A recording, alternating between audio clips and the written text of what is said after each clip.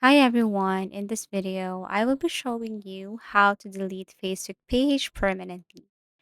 Now, to switch to Facebook page, you just have to click your profile and then select the page that you wanted to delete. So I'm now switching to my Facebook page right here.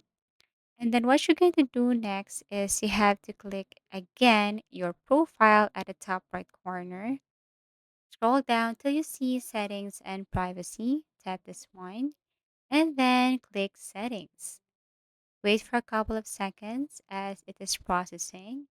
And then here you have to scroll down and look for your information, tap access and control. Now after that, you will see these two options here, deactivate or delete your page. So if you want to delete your page, then tap this continue button right here next to cancel.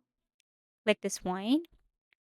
And then after that, they will give you some options to download your information or transfer a copy of your information. So you just have to click download info or transfer info. Once you're done, then click continue.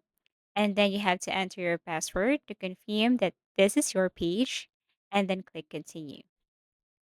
Now you will see here that in order for you to totally delete your page, then what you're going to do is to tap continue, but of course, you should read the full instruction here or information.